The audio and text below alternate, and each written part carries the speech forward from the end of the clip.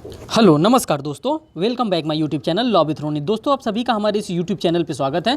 दोस्तों आप सभी को पता है यूपी पीसीएस जे का एग्जामिनेशन कंडक्ट होने वाला है, जो कि 12 फरवरी 2023 को ये एग्जामिनेशन होने वाला है। दोस्तों उसी को ध्यान में रखते हुए जो यूपी पीसीएस जे का जो सिलेबस आया है उसमें फर्स्ट पेपर होता है जीएस का। उसी जीएस के फर्स्ट पेपर में से मैं आज आप लोगों के लिए जो 9 माइनर एक्ट को ऐड किया गया है उसमें से एक माइनर एक्ट लेके आ रहा हूँ, जिसका नाम है डोमेस्टिक वायलेंस एक्ट 2005 का। मीन्स की घरेलू हिंसा से महिलाओं का संरक्षण अधिनियम 2005 का ये अधिनियम है, जिसका कि मैं आप लोगों के सामने एमसीक्यू सेशन लेके आऊँगा। दोस्तों इससे रिलेटेड और भी मैंने एक्ट करवा दिया है जो कि इंग्लिश लैंग्वेज में है। मीन्स कि इंग्लिश लैंग्वेज का मतलब ये है कि वो इंग्लिश में है, हिंदी में उसको नहीं करवाया। जैसे मैंने करवा दिया था protection of children from sexual offences act 2012 का एक्ट मैंने एमसीक्यू इसका करवा दिया है। डॉयरी प्रोहिबिशन एक्ट 1961 का मैंने ऑलरेडी कंप्लीट करवा दिया है। फिर indecent representation of women prohibition act 1986 का, ये सभी का एमसीक्यू दोस्तों मैंने अपने इसी यूट्यूब चैनल पर करा दिया है। आप उसको चाहें तो उसको भी आप वॉच कर सकते हैं। दोस्तों ये देखिए,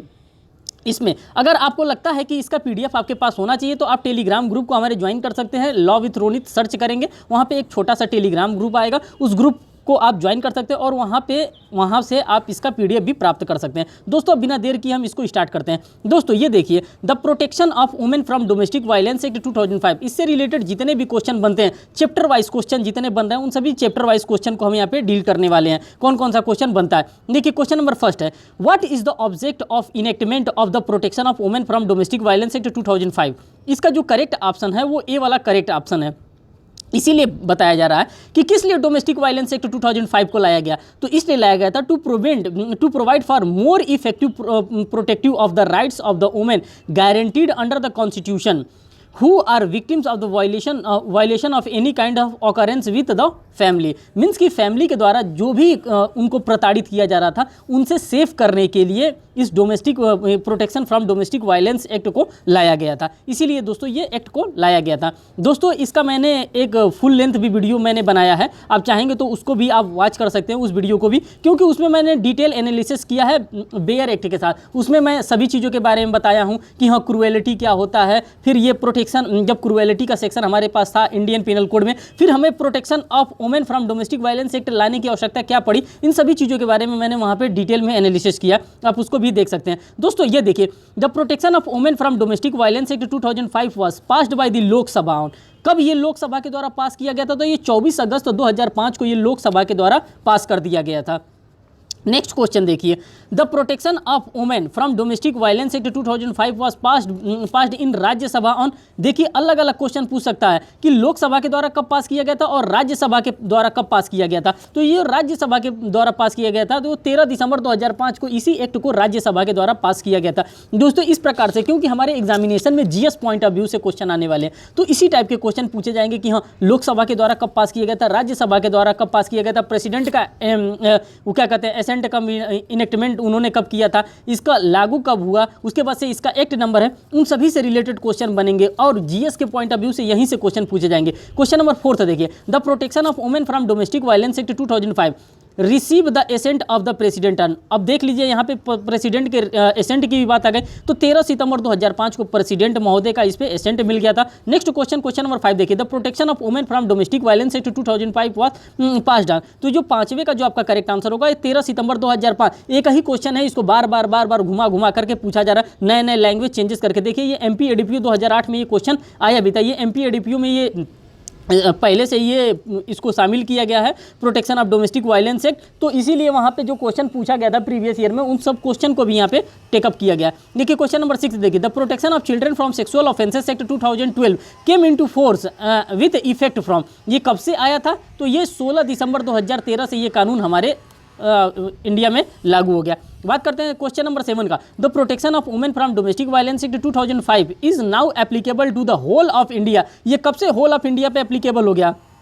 ये 31 अक्टूबर 2019 के बाद से ये होल ऑफ इंडिया पे एप्लीकेबल हो गया। किस लिए होल ऑफ इंडिया पे एप्लीकेबल हो गया? कैसे होल ऑफ इंडिया पे एप्लीकेबल हो गया? जैसे ही हमारे देश में 31 अक्टूबर 2019 को J&K रीऑर्गेनाइजेशन एक्ट पास किया गया, उसी J&K रीऑर्गेनाइजेशन एक्ट के पास होने के बाद से जितने भी कानून हैं वो सभी के सभी J&K जम्मू एंड कश्मीर पर भी लागू होने लगे। देखिए ये भी क्वेश्चन MP ADPU में पूछा गया था। बात करते हैं क्वेश्चन नंबर 8 की, the protection of women from domestic violence act 2005 came into force. अब ये कब केम इनटू फोर्स हुआ था, तो ये 26 अक्टूबर 2006 को ये केम इनटू फोर्स होगा। देखिए एमपी डीपीयू में भी ये क्वेश्चन पूछा गया। अब दोस्तों ये जो था ओवरव्यू था। अब हम बात करते हैं चैप्टर फर्स्ट से रिलेटेड कौन कौन से क्वेश्चन बन सकते हैं, और इसमें जो हम बात करने वाले हैं सेक्शन नंबर 1 और सेक्शन नंबर 2 के जितने क्वेश्चन होंगे जो प्रिलिमिनरी पॉइंट ऑफ व्यू से हमारे लिए इंपॉर्टेंट है, उनको हम यहाँ पे डील करने वाले हैं। जो यहाँ पे फर्स्ट क्वेश्चन है 9 number, the protection of women from domestic violence act 2005 extended to ये कहाँ पे है, ये पूरा होल ऑफ इंडिया। अभी आप लोगों ने देखा J&K रीऑर्गेनाइजेशन एक्ट 2019 का जो एक्ट था उसके आने के बाद से पूरे इंडिया पे लागू हो गया।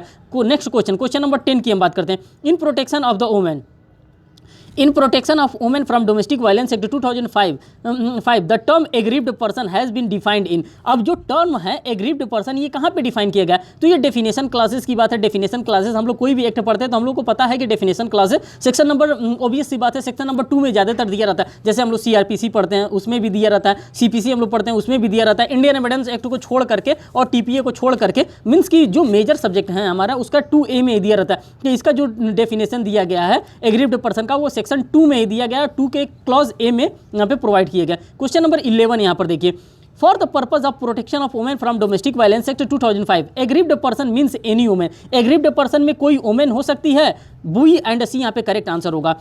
Who is or has been in domestic relationship with respondent, वो डोमेस्टिक रिलेशनशिप में थी या डोमेस्टिक रिलेशनशिप में रह रही है। डोमेस्टिक रिलेशनशिप का मतलब होता है वो घरेलू नातेदारे में रह रही है, मीन्स कि उस घर में रह रही है जहाँ उसके सास ससुर रह रहे हैं, जहाँ उसके हस्बैंड रह रहे हैं, जहाँ उसके बच्चे रह रहे हैं, तो उस महिला को हम लोग घरेलू क्या कहते हैं डोमेस्टिक रिलेशनशिप कहेंगे, वो घरेलू नातेदारी में रह रही है। और बी इसमें बता रहा है who alleged to have been subject to any act in the domestic violence in the respondent, और उसके द्वारा जिस घर में हो रही है अगर उसके द्वारा किसी भी प्रकार का उसके ऊपर वायलेंस किया जा रहा है उसके बारे में, तो यहाँ पे जो करेक्ट आंसर होगा 11 का वो सी आपका करेक्ट आंसर होगा। बात करते हैं नेक्स्ट क्वेश्चन नंबर 12 की। दोस्तों यहाँ पे 12 नंबर क्वेश्चन हमसे बता रहा है any order made by the competent court under the domestic violence act is enforceable. ये कब इन्फोर्सिएबल हुआ, जो 12 नंबर का जो आपका करेक्ट आंसर होगा वो डी आपका करेक्ट आंसर हुआ। थ्रू आउट इंडिया, ये पूरे होल ऑफ इंडिया पे ये लागू होता है। फिर बात करते हैं क्वेश्चन नंबर 13 की। क्वेश्चन नंबर 13 बात कर रहा है for the purpose of the protection of women from domestic violence act 2005 only women is deemed to be an aggrieved person. क्या सिर्फ वुमेन को ही डीम्ड माना जाएगा एग्रीव्ड पर्सन, तो जी हाँ सिर्फ वुमेन को ही एग्रीव्ड पर्सन माना जाएगा, डीम्ड मान लिया जाएगा। यहाँ पे इसका करेक्ट आंसर ए होगा। दोस्तों इसी तरह से सिंपल आपसे क्वेश्चन पूछा जाएगा, बहुत एग्जामिनेशन में आपसे इसमें ब्रॉड क्वेश्चन नहीं पूछा जा रहेगा, और इसलिए भी ब्रॉड क्वेश्चन नहीं पूछा जाएगा क्योंकि जो ये पूछा भी जाएगा तो हमारे जीएस पॉइंट ऑफ व्यू से पूछा जाएगा। ये हमारे मेन लॉ के सब्जेक्ट में इनको नहीं शामिल किया गया, इनको जीएस के पॉइंट ऑफ व्यू से पूछा जाएगा। फिर बात करते हैं क्वेश्चन नंबर 14 की। Children means any person below the age of, अब यहाँ पे देखिए गेम खेल दिया गया, children below the age of कितना होगा, below the age of 18 year की बात कर रहा है। 18 साल से नीचे जो होंगे उनको चिल्ड्रेन माना जाएगा। क्वेश्चन नंबर 15 देखिए, for the purpose of the protection of women from domestic violence act 2005 child include, child में इंक्लूड कौन कौन है, जब चाइल्ड की हम बात कर रहे हैं तो यहाँ पे इंक्लूड कौन कौन है, यहाँ पे सभी लोग इंक्लूड हैं, अडॉप्टेड चाइल्ड, स्टेप चाइल्ड और फॉस्टर चाइल्ड। इन सभी के खिलाफ क्या किया जा सकता है, ये सभी के सभी चाइल्ड के अंतर्गत इंक्लूड किए गए। इस सभी जब आप डेफिनेशन क्लॉजेस खोलेंगे तो वहाँ पे सभी चीज़ें आपको मिलेंगी। और मेरा अगर आप चाहते हैं कि डिटेल एनालिसिस कर ले, 1 घंटा का वीडियो आप उसको देख लेंगे, सारा पॉइंट आपका क्लियर हो जाएगा। यहाँ पे पहले आप MCQ सॉल्व कर लीजिए, MCQ सॉल्व करने के बाद वो आप देख लीजिए। Which of the following term has been used in the category of various kinds of abuses falling in the definition of domestic violence. जो 16 का आपका करेक्ट आंसर होगा वो डी होगा। मेंटल एब्यूज़ की बात कर रहा है कि मीन्स कि उसे मेंटल क्रूरता अगर किया जा रहा है, उसको उल्टा सीधा बात कहा जा रहा है, उसको हमेशा ताड़ना दिया जा रहा है, उलाहना दिया जा रहा है, तो ये मेंटल एब्यूज़ के अंदर फॉल करता है। क्वेश्चन नंबर 17 की बात करते हैं। Verbal and economical abuse include, verbal और इकोनॉमिकल एब्यूज़ जो होता है वो किसके अंतर्गत शामिल है, इसका जो करेक्ट आंसर होगा डी होगा। इंसल्ट एंड रेडिकुलस वर्ड उसको बोला जाता है। ह्यूमिलिएशन एंड नेम कॉलिंग, उसका इस तरह से नाम लिया जाता है जिससे कि उसको लज्जा महसूस होता है। और सी बात कर रहा है threat to cause physical pain any person in whose aggrieved person is interested, जिसमें वो एग्रीड पर्सन इंटरेस्टेड उसको इस प्रकार से वो कॉस्ट कर रहा है, तो इसी को हम लोग वर्बल एंड इकोनॉमिकल एब्यूज़ के अंदर लेते हैं दोस्तों। नेक्स्ट क्वेश्चन, हम क्वेश्चन नंबर 18 को यहाँ पर देखते हैं। Compensation order means an order granted in term of, जो कंपनसेशन ऑर्डर होता है वो किस टर्म में ये कंपनसेशन ऑर्डर को ग्रांट किया जाता है, तो ये जो बताया जा रहा है ये सेक्शन नंबर 22 में ये बताया जाता है कंपनसेशन ऑर्डर। जब अभी हम नेक्स्ट क्वेश्चन देखेंगे तो उसमें सेक्शन नंबर 22 के बारे में हम देखेंगे। An order granted in the term of section 21 of the protection of women from domestic violence act 2005 is called, जो 19 नंबर का आपका करेक्ट आंसर होगा दोस्तों वो आपका ए होगा। यहाँ पे कस्टडी ऑर्डर की बात कर रहा है अकॉर्डिंग टू सेक्शन नंबर 21, यहाँ पे कस्टडी ऑर्डर की बात कर रहा है। सेक्शन क्वेश्चन नंबर 20 की हम बात करते हैं। Under the protection of women from domestic violence act 2005 domestic includes report is defined, जिसको DIR के नाम से हम लोग जानते हैं। DIR डोमेस्टिक इंसिडेंट रिपोर्ट की बात कर रहा है। ये डोमेस्टिक इंसिडेंट रिपोर्ट क्या होता है, जस्ट लाइक ये FIR होता है। ये कहाँ बताया गया है, ये सेक्शन नंबर 2 के क्लॉज ई में बताया जाता है। देखिए दोस्तों मैं दोनों के बारे में अंतर आपको बता दे रहा हूँ।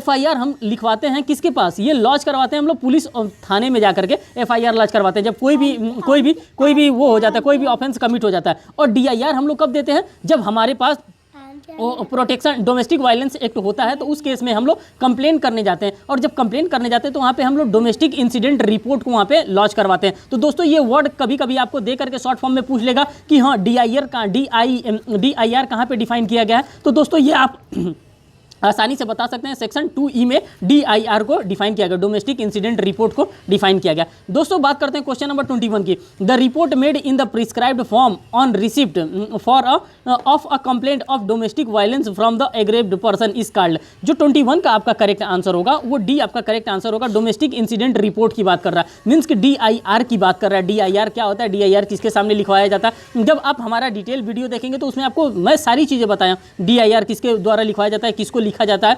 22 का जो आपका करेक्ट आंसर होगा वो भी बताता है। In which of the following cases has the Supreme Court of India declared that the word adult male in section 2Q the protection of women from domestic violence act 2005 stand deleted. ये जो 22 का जो आपका correct answer होगा वो दोस्तों आपका यहाँ पे 22 का बी वाला करेक्ट आंसर होने वाला है। हीरा पी हरसोरा वर्सेस कुसुम नरोत्तम दास हरसोरा कि इसी के केस में ये बताया गया। ये CPC में भी आप केस देखेंगे, हीरा पी हरसोरा वर्सेस कुसुम नरोत्तम दास हरसोरा का केस है। ये इंपॉर्टेंट केस ला है दोस्तों, ये CPC के लिए भी। फिर यहाँ पे हम नेक्स्ट बात कर रहे हैं क्वेश्चन नंबर 23 की दोस्तों बात कर रहे हैं। Domestic relationship under the protection of women from domestic violence act 2005 means a relation between two person who. 23 का जो आपका दोस्तों करेक्ट आंसर होने वाला है वो डी आपका करेक्ट आंसर होगा, ऑल ऑफ द एबव। जब ऑल ऑफ द एबव आ गया तो हम इस सभी को पढ़ के बताएंगे। लिव और had at any point of time live together in the share house hold, अगर वो महिला किसी के साथ भी शेयर हाउस होल्ड में रह रही थी या रह रही है उसकी बात कर रहा है। बी में बात कर रहा है when they are related by the consanguinity marriage or through a relation in the nature of marriage adoptive. C में बता रहा है मीन्स कि यहाँ पे जो ये domestic from protection domestic violation act आया, मीन्स कि जो DV एक्ट आया 2005 का, ये किस पे लागू होता है, सिर्फ वाइफ पे ये लागू नहीं होता, ये घरेलू हिंसा है, ये घर के लोगों पे भी लागू होता है। एक पिता अपने बेटी के ऊपर डोमेस्टिक वायलेंस कास्ट कर सकता है, एक माँ अपने बेटी के ऊपर डोमेस्टिक वायलेंस कास्ट कर सकती है, उसीलिए यहाँ पे बता रहा है कॉन्सैंग्विनिटी की बात कर रहा है। सी बात कर रहा है who are family members live together in the joint family, all of the above जो होगा इसका करेक्ट आंसर होगा। जब दोस्तों आप सभी को पता है जब हमारे पास क्रूएलिटी एक्ट जब IPC में पहले से डिफाइंड था जो कि हस्बैंड वाइफ पे लागू होता था, तो फिर हमें DV एक्ट बनाने की क्या आवश्यकता थी। DV एक्ट बनाने की आवश्यकता इसलिए पड़ी क्योंकि यहाँ पे हम लोगों को घरेलू हिंसा में, जैसे बहन है, बहन के ऊपर भाई उसका डोमेस्टिक वायलेंस कॉज कर रहा है, जैसे भाभियाँ हैं, भाभियाँ अपने नंद के ऊपर डोमेस्टिक वायलेंस एक्ट काज कर रही हैं, इसीलिए डोमेस्टिक वायलेंस एक्ट को लाया गया। नहीं तो हमारे पास तो अगर हस्बैंड वाइफ की अगर हम बात करें तो वहाँ पे तो हमारे पास क्रूएलिटी एक्ट पहले से था ही। यहाँ पे मीन्स कि जो क्रूएलिटी होता था तो क्रूएलिटी के लिए वहाँ पे तो पहले से एक्ट था ही। क्वेश्चन नंबर 24 की हम बात करते हैं। 24 में जो आपका करेक्ट आंसर होगा वो बी आपका करेक्ट आंसर होगा। In which of the following section of the domestic violence act term domestic violence is defined, कहाँ डिफाइन किया गया, तो सेक्शन नंबर 3 में डिफाइन किया गया। देखिए MP ADPO 2009 में ये क्वेश्चन पूछा गया था, ये MP में शामिल किया गया, उसीलिए दोस्तों MP का ज़्यादा यहाँ पे क्वेश्चन मिला है। क्वेश्चन नंबर 25 की बात करते हैं। Under the term of protection from domestic violence act 2005 domestic violence has the same meaning assigned to in it. 25 का जो आपका दोस्तों करेक्ट आंसर होगा वो आपका एक करेक्ट आंसर होगा। यहाँ पे सेक्शन नंबर 3 की बात कर रहा है, इसी में बात बताई गई है। क्वेश्चन नंबर 26 की देखिए। Magistrate means magistrate exercising jurisdiction in the area where. अब कौन से एरिया में मजिस्ट्रेट साहब अपना एक्सरसाइज करेंगे jurisdiction, all of the above में करेंगे। अब जब ऑल ऑफ एबव किए हैं तो यहाँ पे देखिए बात कर रहा है the area where the aggrieved person reside temporary or otherwise. Second में बात कर रहा है the respondent reside the domestic violence is alleged to have taken place. All of the above यहाँ पे 26 का करेक्ट आंसर होगा। बात करते हैं क्वेश्चन नंबर 27 का। Under the protection of women from domestic violence act 2005 magistrate include. अब magistrate में इंक्लूड कौन कौन है? अब मजिस्ट्रेट में जब इंक्लूड की बात कर रहा है तो यहाँ पे कौन कौन मजिस्ट्रेट हैं? यहाँ पे जेएम साहब हैं, जुडिशियल मजिस्ट्रेट फर्स्ट क्लास हैं, और जेएम एफसी हैं, और इनके इक्विवेलेंट कौन है? एमएम साहब हैं। मीन्स कि अगर ये मेट्रोपॉलिटन मजिस्ट्रेट और जुडिशियल मजिस्ट्रेट फर्स्ट क्लास की बात कर रहा है, ये चीज़ आपको लर्न करके रखना है, क्योंकि यहाँ से क्वेश्चन पूछा जाता है कौन से मजिस्ट्रेट इसमें शामिल है।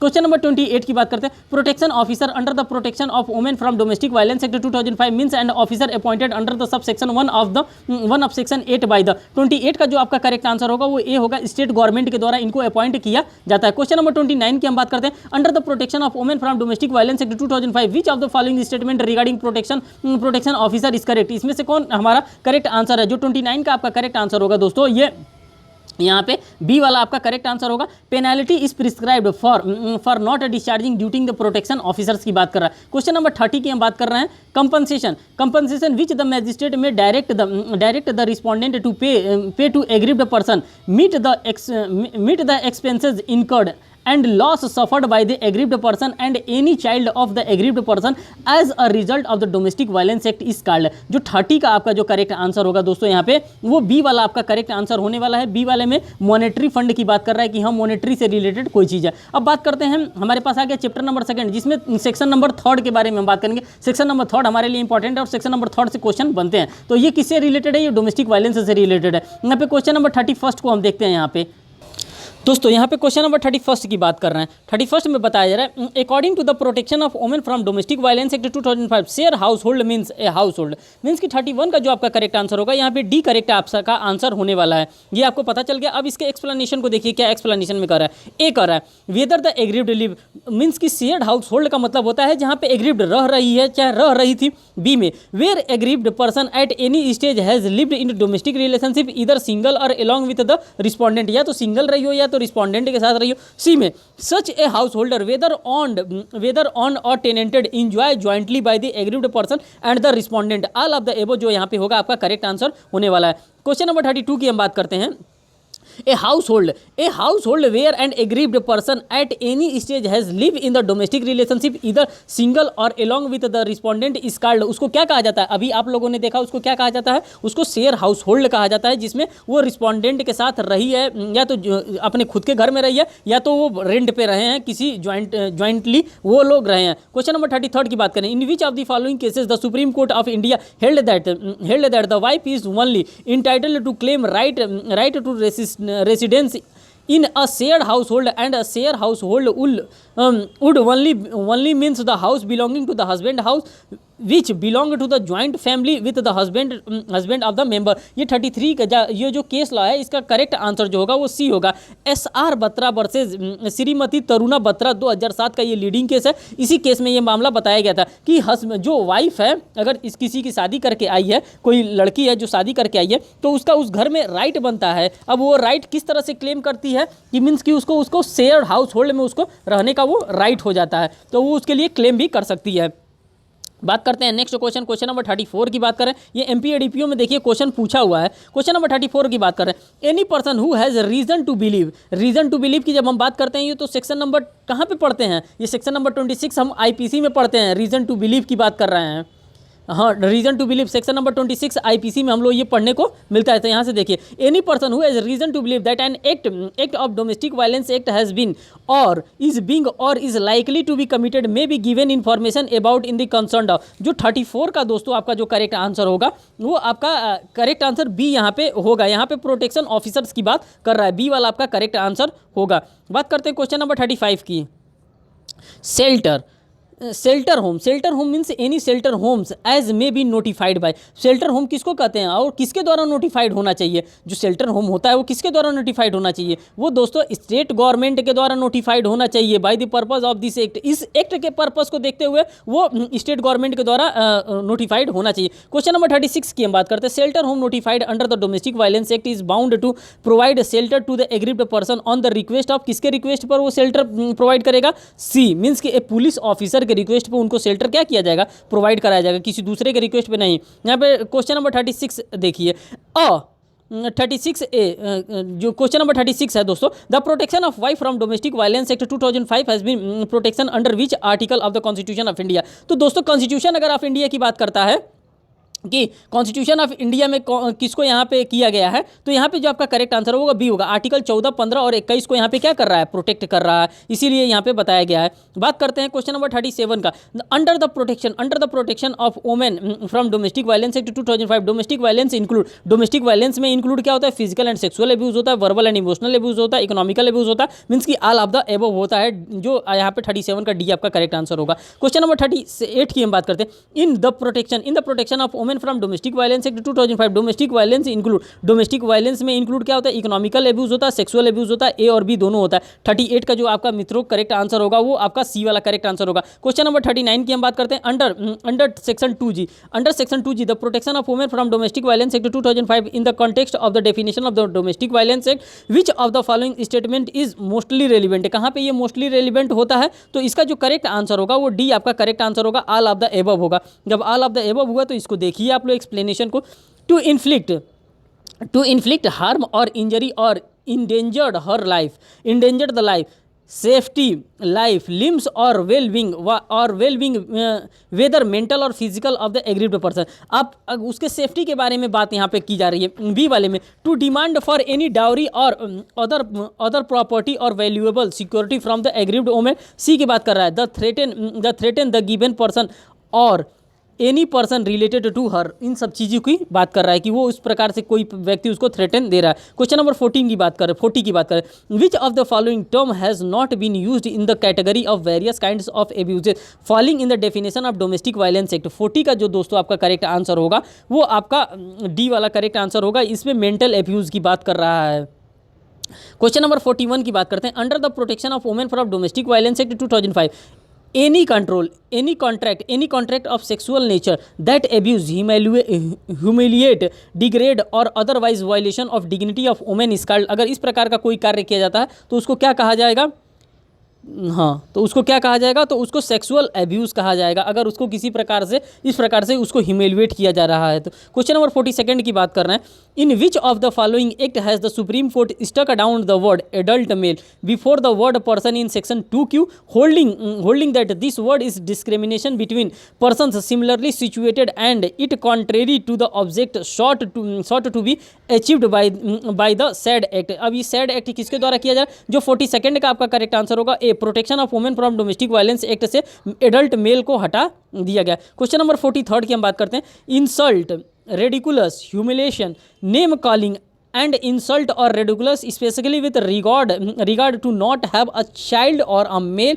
Child to the women comes under which category act. 43 का जो आपका करेक्ट आंसर होगा वो यहाँ पे सी होगा, वर्बल एब्यूज एंड एब्यूशनल एब्यूज की बात कर रहा है। क्वेश्चन नंबर 44 की हम बात करते हैं, यहाँ पे 44 में क्या दे रहा है, deprivation of a married women from the स्त्री धन, मीन्स कि उसके स्त्री धन से उसको डिप्राइव्ड कर देना, on property and alienation of house hold property comes under the category. ये किस में आएगा, ये फिजिकल अब्यूज में आएगा, सेक्सुअल अब्यूज में, वर्बल अब्यूज में आएगा कि इकोनॉमिकल अब्यूज में आएगा। अब यहाँ पे जो 44 का आपका करेक्ट आंसर होगा ये इकोनॉमिकल अब्यूज में आएगा, क्योंकि स्त्री धन उसका क्या किया जा रहा है, छीन लिया जा रहा है। अब दोस्तों यहाँ पर देखिए चैप्टर नंबर 3 से जो भी रिलेटेड क्वेश्चन बन रहा है, इसमें सेक्शन नंबर 4 से लेकर सेक्शन नंबर 11 तक के जितने भी क्वेश्चन होंगे उनको हम सॉर्ट आउट करेंगे। और ये किस चीज से रिलेटेड है, चैप्टर नंबर 3, यहाँ से भी क्वेश्चन पूछा जा सकता है, इसीलिए मैं ये भी चीज़ आप पे फोकस्ड कर रहा हूँ कि हाँ ये किस चैप्टर में बताया जा रहा है। ये बताया जा रहा है power and duty of protection officer, service provider etcetera से रिलेटेड है। क्वेश्चन नंबर 45 की हम बात करते हैं, which section of the protection of women from domestic violence act 2005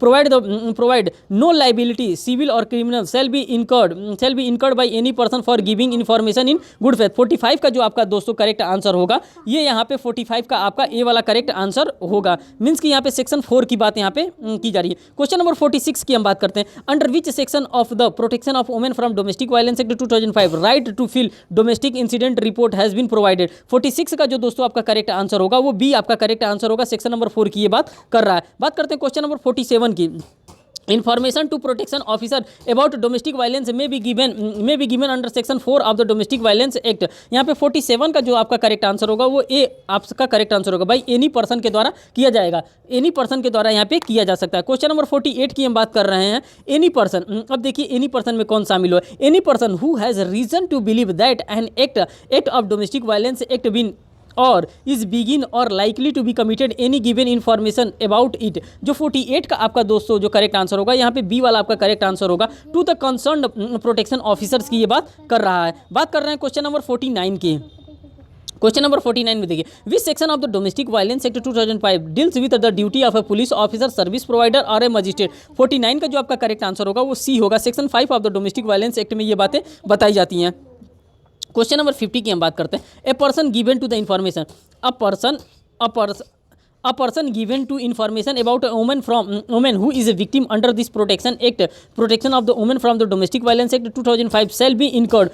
वो किस चीज़ से incurred होगा? 50 का जो आपका करेक्ट आंसर होगा वो D, shall not incurred any liability, वो किसी भी liability से incurred नहीं होगा। क्वेश्चन नंबर 51 की हम बात कर रहे हैं। Under section 8 of the domestic violence act the number of protection officer in case in district में भी 51 का जो आपका करेक्ट आंसर होगा वो B, such number of state government may also भी कंसीडर नेसेसरी, उसको कंसीडर करते हैं। एमपी एडीपीओ में ये भी पूछा गया। क्वेश्चन नंबर 52 की बात करते हैं। Which one of the following is not the functions of the protection officer under section 9 of the domestic violence act. जो क्वेश्चन नंबर 52 है उसका जो करेक्ट आंसर आपका होगा ये डी वाला आपका करेक्ट आंसर होगा। इसमें बताया जा रहा है give order for monetary relief की बात कर रहा है, इसमें ऑर्डर दिया जा रहा है मॉनेटरी रिलीफ प्रोवाइड करने के लिए। क्वेश्चन नंबर 53 की हम बात करते हैं। सब service provider registered under section 10 sub clause 1 of the act shall not have the power to. 53 का जो आपका करेक्ट आंसर होगा वो डी आपका करेक्ट आंसर होगा। डी वाले में क्या दे रहा है? ऑल ऑफ द एबव दे रहा है। जब ऑल ऑफ द एबव दे रहा है तो आप सभी को यहाँ पे पढ़ना पड़ेगा। देखिए इसमें क्या बता रहा है, ए में क्या बता रहा है, record the domestic incident report, जिसको हमने कई बार आपको बता दिया। DIR की बात कर रहा है, रिकॉर्ड करना है DIR। बी में बताया give the aggrieved person medical examination and forward a copy to the medical report of the protection officer and police station within the local limit. उसके लोकल लिमिट में आपको एक जो उसका मेडिकल एग्जामिनेशन कराएगा उसका रिपोर्ट के भेजेगा। Ensure that the aggrieved person has provided shelter to the shelter home. किसके कहने पे ये शेल्टर होम शेल्टर उसको प्रोवाइड करेगा? तो पुलिस ऑफिसर के कहने पे शेल्टर होम के द्वारा शेल्टर उसको प्रोवाइड कराया जाएगा। क्वेश्चन नंबर 54 की बात करते हैं। Which section of the domestic violence act 2005 deals with the duty and function of protection of officers की बात कर रहा है।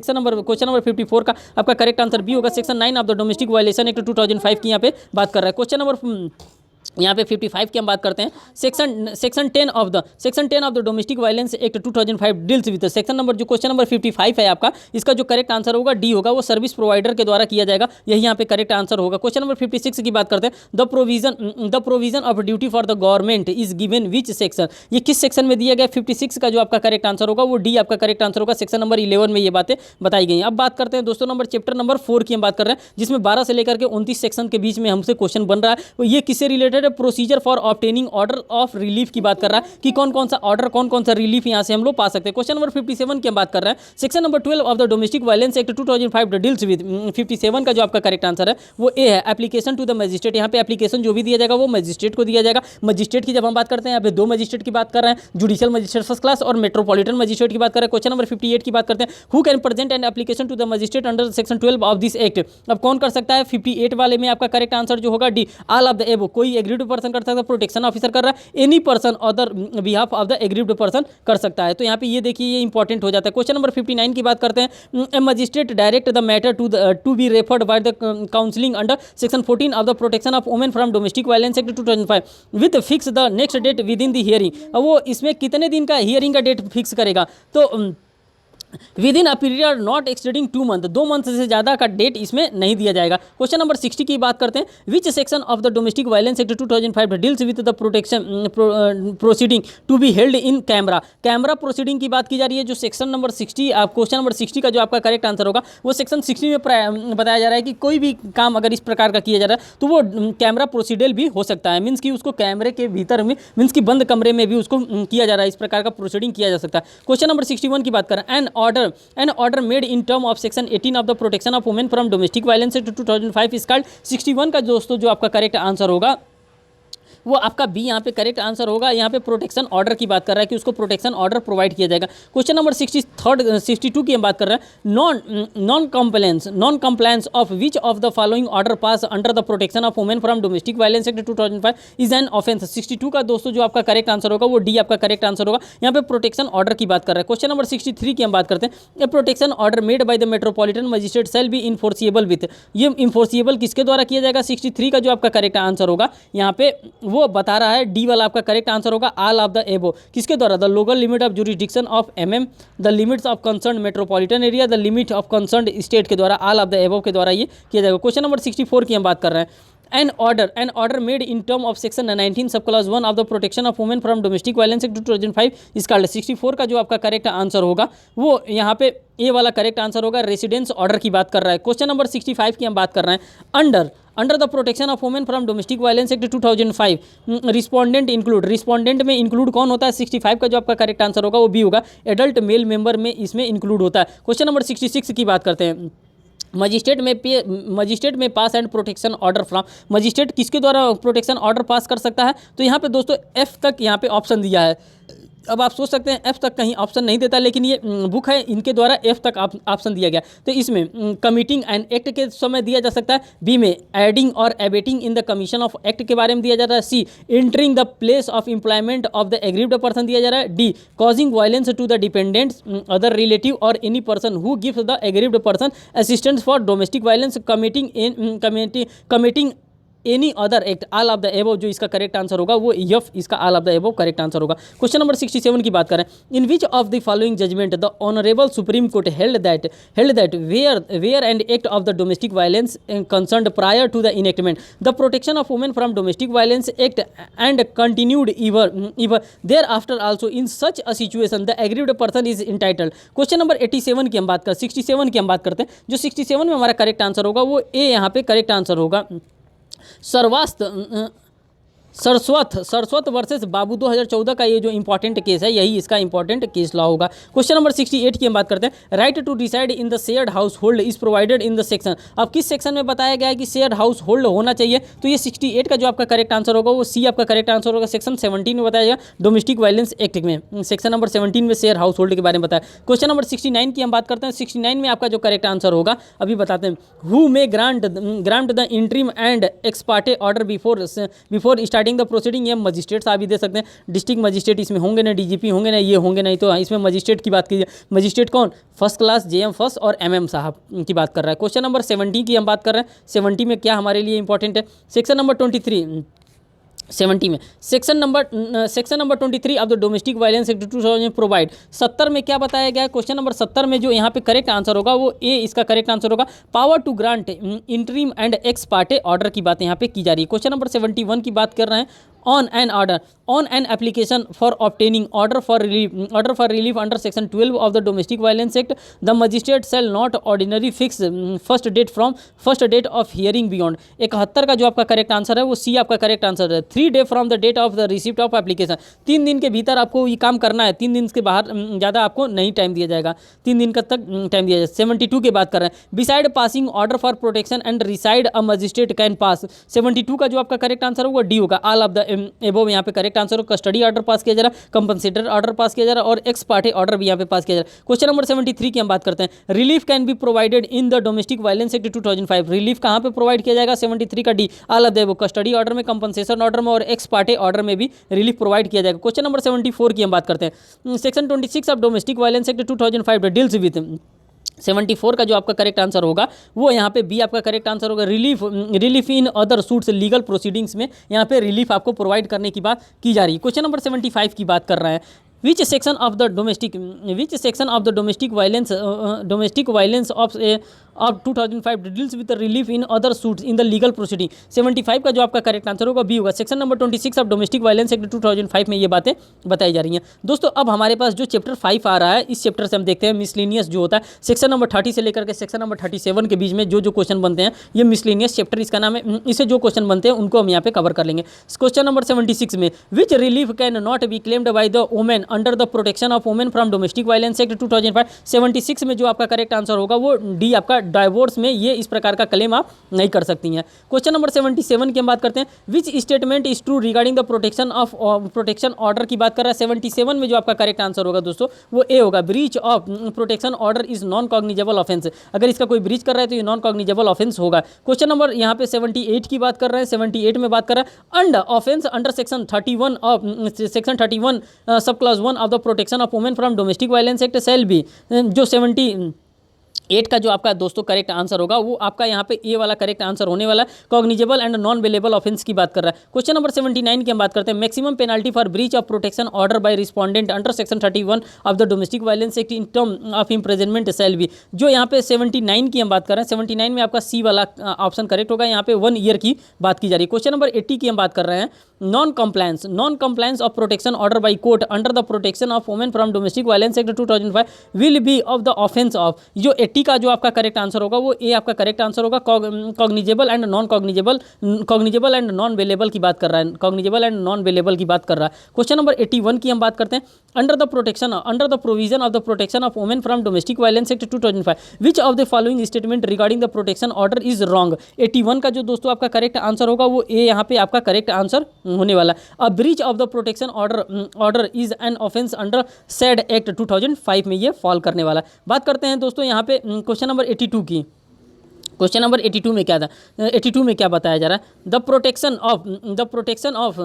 Protection of women from domestic violence act 2005 the protection of women from domestic officer protection officer for the action taking in good faith की अगर हम बात करते हैं तो ये कहाँ बात कर रहा है, आईपीसी में सेक्शन नंबर 52 में भी हमको गुड फेथ की बात कर रहा है। ठीक, उसके बाद से यहाँ पे जो गुड फेथ की बात कर रहा है ये 82 वाले में जो आपका करेक्ट आंसर वो भी होगा, सेक्शन नंबर 35 में ये फॉल करेगा। ये एमपीएडीपीओ 2022 में ये क्वेश्चन पूछा गया था। क्वेश्चन नंबर 83 देखिए।